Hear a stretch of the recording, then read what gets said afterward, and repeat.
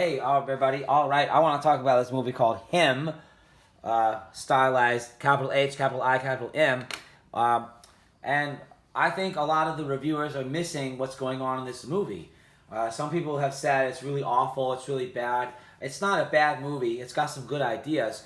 But I'm going to tell you what this movie is. This movie is another revelation of the method, but only in sports. So this movie has a lot in common with Late Night with the Devil. If you didn't see Late Night with the Devil, you need to watch it. And of course, I'm going to spoil everything here. So in Late Night with the Devil, we learned that the host of the TV show that's being shown made a deal with the devil at Bohemian Grove and had to sacrifice his wife to get where he's at, to be famous. And that's what the movie's about, is him encountering the devil again, and then the devil takes his life.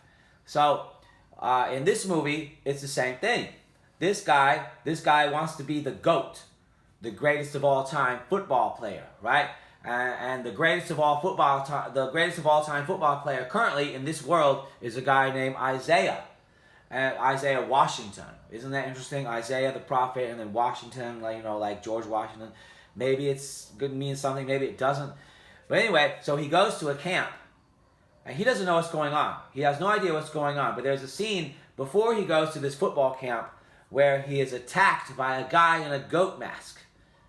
And I think right there, that's where it gave it all away. I mean, a guy getting attacked by a dude in a goat mask. You know, the goat means the goat of Mendes. And if you know what the goat of Mendes is, I can't explain in this movie. It's some Baphomet stuff. You know, it's Eliphaz Levi stuff. It's the female top with the male bottom with the goat head. So anyway, I knew this was what was going to happen. It's a satanic initiation into being the greatest of all time football player. So he goes to train with Isaiah, and he ends up being initiated into this thing. And there's all this violence and stuff. But at the end, it's a bit of a twist up. Because he ends up killing Isaiah, his mentor, the goat. He ends up killing the goat. And he is supposed to take the place of Isaiah after he kills him. That's the initiation.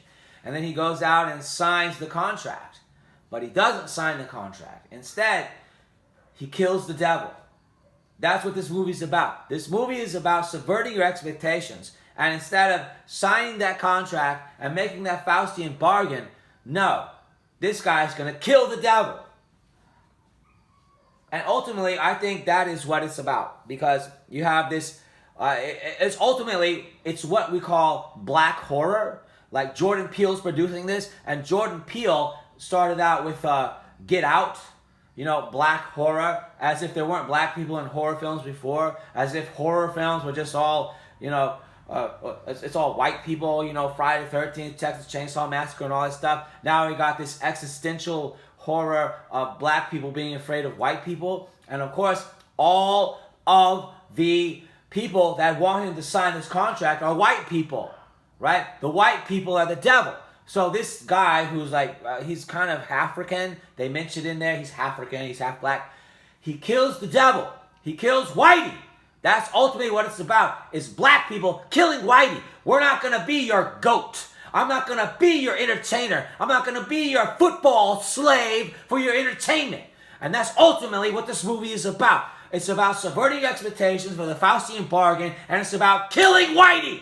That's what it's about. And if you didn't get it, well, you just need to think more about the movie, because that's ultimately what this movie is about. It's about killing Whitey. Whitey's the devil. I'm not going to be your goat. I'm not, I think maybe you've heard it, maybe you haven't, but like football and basketball, they are the new slavery. Wow. Ugh, these people make hundreds of millions of dollars a year, and it's the new slavery. But that's ultimately what this is about. This guy is killing Whitey, the devil, and he ain't going to be their football slave. He ain't going to be their goat. And that's only what it's about. And it has a lot in common with Late Night with the Devil, like I said. They share one thing in common, which is a song called Keep It Warm. And the melody is this. Na na na na na ba da da na. Na na na na da da da da na. So in this movie, they play that song, and then there's a Gucci Mane song that samples it. But in Late Night with the Devil, that's like the end credit song. And then at the beginning, they do play that song too, Keep It Warm. It's a pretty good song. But this is not a bad movie. It's definitely not the worst movie of 2025. But if you don't understand that this movie is ultimately about killing Whitey, and Whitey is the devil, and this is some 5%er NOI stuff, you didn't understand the movie. All right, thanks a lot. Bye.